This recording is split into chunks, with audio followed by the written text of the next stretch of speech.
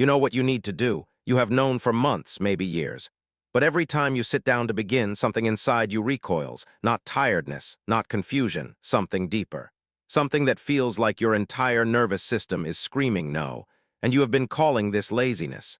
You have been calling it procrastination, lack of motivation, weakness of character. But Carl Jung would tell you something different. He would tell you that this resistance is not a flaw. It is a message. And the message is this: you are terrified of becoming who you actually are. Most people spend their lives fighting themselves. They set goals, create systems, design routines, and then sabotage every single one.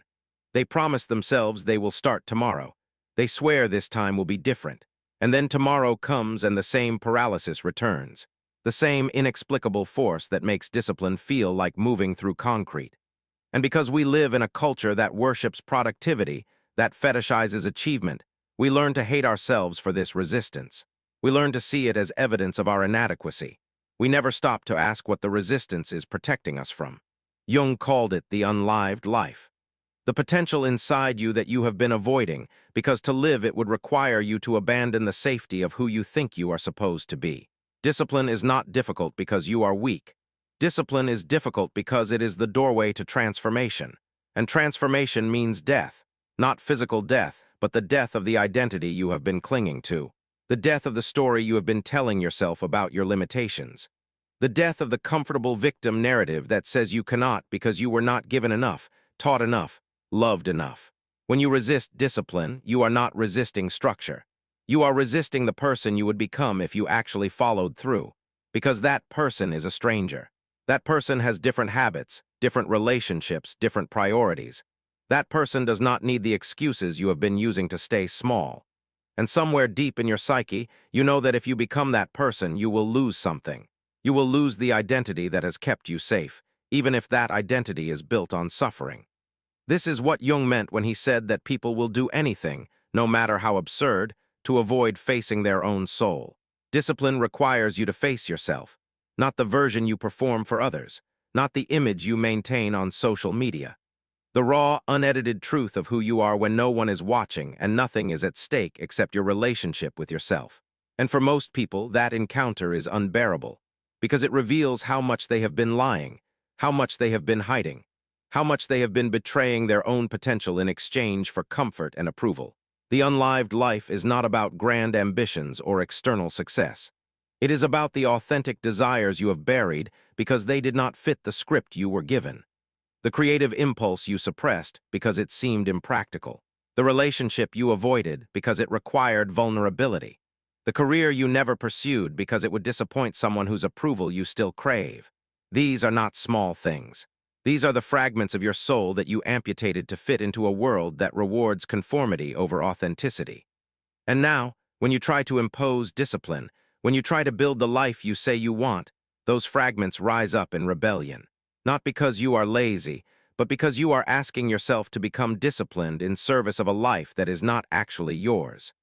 You are trying to force yourself into yet another role, another performance, another version of who you think you should be. And your psyche knows, your body knows, your resistance knows, and it refuses. Jung understood that the unconscious is smarter than the ego. The ego wants control, wants certainty, wants to look good. But the unconscious wants truth. It wants wholeness. It wants you to stop performing and start living.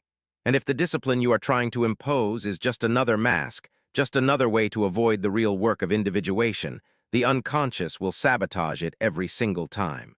Not out of malice, but out of protection. Because to waste your life being disciplined in the wrong direction is a tragedy far worse than being undisciplined and restless. This is why so many people can be incredibly disciplined in areas that do not matter and completely paralyzed in areas that do. You can scroll social media for 3 hours without effort, but you cannot sit down to write for 10 minutes. You can binge an entire series in one night, but you cannot meditate for 5 minutes. This is not random. This is your psyche showing you where the real stakes are. The activities that numb you, that keep you distracted, that prevent transformation, those flow easily. But the activities that would actually change you, that would require you to confront the unlived life, those meet resistance. The resistance is not the enemy.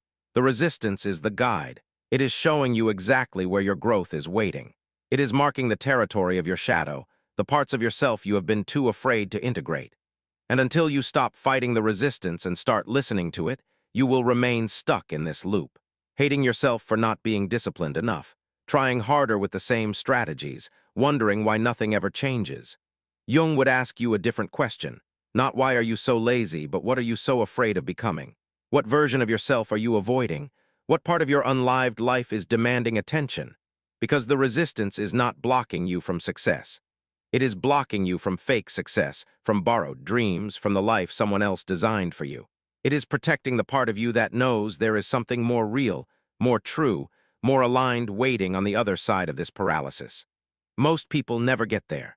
They spend decades trying to discipline themselves into a life that was never theirs to begin with. They achieve the goals, they check the boxes, they maintain the image, and they feel nothing. Or worse, they feel empty. Successful and empty, accomplished and hollow, because they never stopped to ask if the discipline they were imposing was in service of their actual self or just another version of the persona they have been performing since childhood. The persona is the mask you wear to be acceptable, to be loved, to be safe. Jung said everyone needs a persona. It is how you navigate social reality, but the persona is not you, it is a tool. And when you identify with it completely, when you believe that you are the mask, you lose access to everything underneath. You lose access to the shadow, to the unlived life, to the authentic desires and potentials that do not fit the approved narrative. And then discipline becomes a weapon you use against yourself. You try to force the authentic self to comply with the persona's agenda. You try to make your soul behave. You try to eliminate the resistance through sheer willpower. And it does not work. It cannot work. Because you are not integrating. You are repressing. You are waging war against the parts of yourself that refuse to be domesticated, that refuse to serve a life that is not real. This is the profound psychological signal Jung was pointing to. When you cannot make yourself do something you genuinely want to do, it is not because you are broken. It is because part of you knows that what you think you want is not what you actually need. The life you are trying to build is someone else's blueprint. The discipline you are trying to impose is someone else's definition of success. And your unconscious is refusing to cooperate because it is holding out for something true. But here is the trap. You cannot skip the discipline. You cannot just wait for the authentic life to reveal itself while you remain undisciplined and reactive. That is spiritual bypassing. That is just another form of avoidance. The real work is to become disciplined enough to face yourself, to create the space, the stillness, the structure where the unlived life can actually surface, where you can hear what your soul has been trying to tell you beneath all the noise. This is where most people get lost. They think discipline is about forcing yourself to do things you do not want to do. But Jungian discipline is different. It is about creating enough inner stability that you can tolerate the truth. It is about building enough psychological strength that you can handle what the unconscious reveals when you finally stop running. It is about becoming sturdy enough to meet the unlived life without collapsing into fear or retreating into distraction. The descent into the unconscious is not optional if you want to live authentically. You have to go down into the parts of yourself you have been avoiding, the grief you never processed, the anger you never expressed, the desires you never acknowledged, the potentials you never developed. All of it is down there waiting. And it is not going to surface neatly. It is not going to arrive with clear instructions. It is going to feel messy and uncomfortable and destabilizing. And this is why you need discipline. Not to control the process, but to stay with it. Not to force an outcome, but to remain present when every instinct is screaming at you to run. Discipline in the Jungian sense is the capacity to hold the tension of transformation without resolving it prematurely. It is the ability to sit in the fire of your own becoming without numbing out or checking out or reverting to old patterns. When you reframe resistance this way, everything changes. You stop seeing yourself as defective. You stop trying to fix or eliminate or override the parts of yourself that resist. Instead, you get curious. You ask what this resistance is protecting. You ask what it is trying to show you. You treat it not as an obstacle but as information, as a map to the unlived life. And slowly, you begin to differentiate. You begin to separate what is yours from what was given to you. You begin to see which desires come from authentic longing and which come from conditioning. You begin to recognize which goals serve your individuation and which serve your need for approval. And as you do this work, as you integrate the shadow and reclaim the unlived life, discipline stops feeling like violence against yourself. It starts feeling like devotion to yourself. This is the shift Jung was pointing toward. From discipline as repression to discipline as integration. From forcing yourself to fit a mold to creating the conditions where your authentic self can emerge. It is not easier. It might actually be harder, because it requires you to give up the comfort of blaming yourself. It requires you to take full responsibility not just for your actions, but for your aliveness, for the question of whether you are actually living or just performing life. The unlived life does not go away if you ignore it. It does not disappear if you stay busy enough or distracted enough or successful enough. It becomes a ghost. It haunts you. It shows up as chronic dissatisfaction, as inexplicable restlessness, as the sense that something is missing even when everything looks fine on the outside. It shows up as addiction, as compulsion, as the desperate need for stimulation to avoid the void where your authentic life should be. Jung saw this pattern everywhere, people running from themselves, people filling their lives with activity to avoid the question of meaning, people achieving everything and feeling nothing. And he understood that this was not a failure of discipline. It was a failure of awareness. They did not know what they were running from. They did not know what they were avoiding. They just knew that something inside them resisted, and they interpreted that resistance as a personal flaw rather than a profound message from the soul. You are not lazy. You are afraid. Afraid of what you would have to give up to become who you actually are. Afraid of who you would disappoint if you stopped performing the role they need you to play. Afraid of the responsibility that comes with living authentically, because you can no longer blame circumstances or other people for your unhappiness. Afraid of the grief that will surface when you admit how much of your life you have wasted being someone you are not. But that fear is not a reason to stop. It is a reason to go deeper. Because on the other side of that fear is everything you have been looking for, the vitality you have been chasing through achievement, the peace you have been seeking through control, the meaning you have been trying to construct through external validation. It is all there in the unlived life, waiting for you to be brave enough to claim it. Discipline, then, is not about becoming more. It is about becoming real.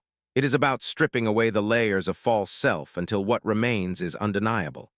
It is about learning to tolerate your own authenticity, even when it threatens everything you have built, even when it means starting over, even when it means walking away from the life that looks good to live the life that feels true. This is not a metaphor. This is the actual psychological work, and it begins with reframing your resistance, with seeing it not as an enemy to be conquered, but as an ally pointing you toward what needs attention, with understanding that when you cannot make yourself do something, it is not always because you need more willpower. Sometimes it is because you need more honesty, more courage to admit that the life you are trying to build is not the life your soul consented to. And when you finally stop fighting yourself, when you finally turn toward the resistance with curiosity instead of shame, something remarkable happens. The paralysis begins to lift, not because you found the right productivity hack or the perfect morning routine, but because you stopped trying to force yourself into a mold and started creating space for what is actually alive in you to emerge. This is the discipline that Jung spoke of, the discipline of facing yourself, the discipline of integration, the discipline of allowing the unlived life to finally be lived. It is not easy, it is not comfortable, but it is the only way to stop being a stranger to yourself, the only way to stop living as an imposter in your own existence, the only way to build a life that does not feel like a cage.